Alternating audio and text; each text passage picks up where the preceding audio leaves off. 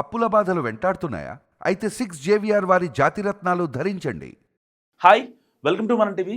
నేను మీ మనోజ్. కేరళలో కొత్త వైరస్ కలకలం రేపుతుంది. దాదాపుగా వందలాది మందికి ఈ వైరస్ సోకింది ఇప్పటికే. సో ఇది జస్ట్ ఒక అఫీషియల్ అనౌన్స్మెంట్ ఏం కాదు. అన్అఫీషియల్గా కొన్ని వేలాది మందికి సోకింది. కానీ అఫీషియల్గా 19 మంది చనిపోయారు.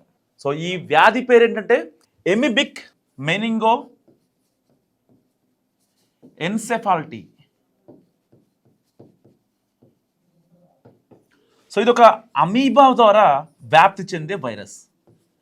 మనం చిన్నప్పుడు స్కూల్లో చదువుకున్నాం కదా అమీబా అని చెప్పి. సో దానికి ఒక ఆకారం అంటూ ఉండదు, దానికి ఒక సెంటర్ ఉంటుంది అంతే, ఒక కేంద్రం ఉంటుంది అంతే. సో అది నీటిలో తేలియాడుతూ ఉంటుంది. సో దానివల్ల అంత ఎఫెక్ట్ ఉండకపోవచ్చు అని చెప్పి మనం అప్పుడు చదువుకునేవాళ్ళం. మరి ఇప్పుడు ఎందుకు అమీబా గురించి అంత ఇదిగా అదొక డేంజర్ వైరస్గా, బ్రెయిన్ ఈటింగ్ అమీబాగా ఎందుకు పిలుస్తున్నారు అనే విషయం కూడా మీకు క్రిస్టల్ క్లియర్ చెప్తాను.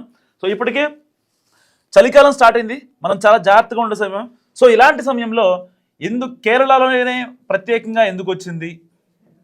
అండ్ ఇంకోటి ఏంటంటే పంబా నదిలో, పర్టికులర్గా పంబా నదిలో శబరిమల భక్తులు వెళ్ళి అక్కడ పంబా నదిలో మునుగుతారు. సో అక్కడ స్నానాలు చేస్తారు. చిన్న చిన్న లేక్స్ ఉంటాయి, కొన్ని పిల్ల కాలువలు ఉంటాయి, నదులు ఉంటాయి. అండ్ మోస్ట్లీ పంబా నది అనేది చాలా ఇంపార్టెంట్ ఈ అయ్యప్ప భక్తులకి. సో అక్కడ కూడా మునుగొద్దని చెప్పి కూడా అక్కడే ప్రభుత్వ అధికారులు, ఈ హెల్త్ డిపార్ట్మెంట్ అధికారులు ఎవరైతే ఉంటారో వాళ్ళంతా చాలా కరాఖండిగా, చాలా గట్టిగా చెప్తున్న పరిస్థితి. ఎందుకంటే వన్స్ పంబా నదిలో మునిగిన తర్వాత, సో పంబా నది ఎందుకు పర్టికులర్ చెప్తున్నారంటే మరి ఇక్కడ కేవలం ఆ పంబా నదిలోనే ఈ యొక్క అమీబా అనేది విస్తరించి ఉంది.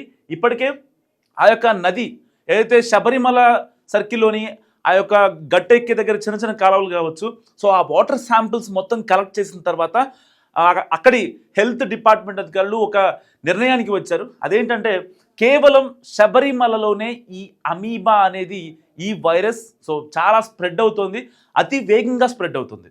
ఒకవేళ కనుక ఇక్కడ నుంచి వెళ్ళిన శబరిమల భక్తులు, ఎందుకంటే దాదాపుగా దేశవ్యాప్తంగా ఉన్న అయ్యప్ప భక్తులు శబరిమలకు వెళ్తుంటారు. సో వాళ్ళెవ్వరూ కూడా శబరిమలలోని ఏ పిల్ల కాలువ కానీ, ఏ నదిలో కానీ, ఇటు పంబా నది కావచ్చు, అక్కడ మునిగేటప్పుడు చాలా జాగ్రత్తలు తీసుకోవాలి. పొరపాటున కనుక అక్కడ మునిగిన తర్వాత మనం మునుగుతాం కదా నీటిలో.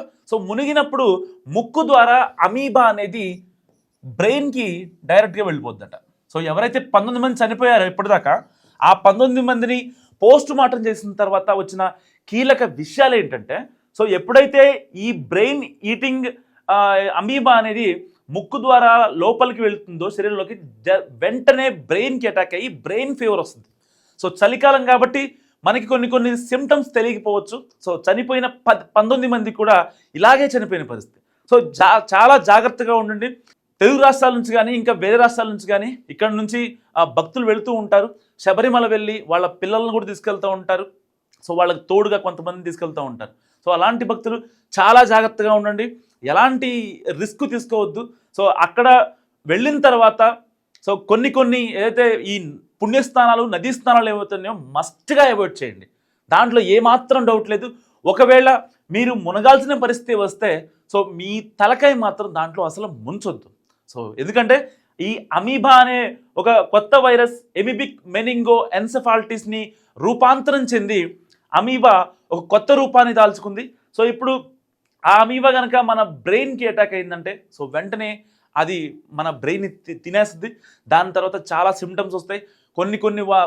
కొంతమందిలో అంటే కనీసం ఆ లక్షణాలు కూడా కనిపించకుండానే మనిషి చనిపోయే అవకాశం ఉంది. సో దీన్ని చాలా భయంకరమైన వైరస్గా కేరళ ప్రభుత్వం ఇప్పటికే చెప్తున్న పరిస్థితి. సో ఏది ఏమైనప్పటికీ ఇప్పటికే శబరిమలలో ఇటు స్టాంపేడ్లు కావచ్చు, ఇంకా రీసెంట్గా ఒక మహిళా భక్తురాలు చనిపోవడం కావచ్చు, ఇవన్నీ కలిసి వేస్తున్నాయి. సో ఏదేమైనప్పటికీ అక్కడ ట్రావెన్ కోర్స్ ఏదైతే సంస్థానం ఉందో అక్కడ చాలా మంచి ఏర్పాట్లు చేస్తుంది. ఏది అయినప్పటికీ ఈ యొక్క ఎమిబిక్ మెనింగో ఎన్సెఫాలిటీ అనేది కేరళలో కలిసి వేస్తుంది, విజృంభిస్తుంది మరింతగా. దాదాపుగా వేలాది మందికి ఈ యొక్క వైరస్ సోకినట్టు కూడా నిర్ధారిస్తున్నారు. ఎందుకంటే ఇది వేలాది మందికి మరి పంబా నదిలో చాలా మంది మునుగుతారు కదా, వీళ్ళంతా బయట నుంచి వచ్చే భక్తులు, మరి ఈ అమీబా ఓన్లీ శబరిమలలో ఉంది కదా అనొచ్చు. కానీ ఈ అమీబా అనేది గాల్లో కూడా సంచరించే అవకాశం ఉంటుందని చెప్పి కూడా ఇప్పటికే శాస్త్రవేత్తలు చెప్తున్న పరిస్థితి. సో దానివల్ల ఏదైనా మనం ఫ్రూట్స్ తినాలన్నా దాన్ని 1-2 సార్లు కడుక్కొని తినాలి, ఓన్లీ కేరళలోనే, పర్టికులర్గా శబరిమలలో మాత్రమే. సో కూరగాయలు కావచ్చు, ఫ్రూట్స్ కావచ్చు, అవన్నీ కూడా 1-2 సార్లు కడుక్కొని తినాలి. అండ్ మనం వెళ్ళేటప్పుడు కూడా మాస్కులు పెట్టుకొని వెళ్తే చాలా మంచిదంటూ కూడా శాస్త్రవేత్తలు చూస్తున్న పరిస్థితి. మీరేమనుకుంటున్నారా? మస్తు కామెంట్ చేయండి.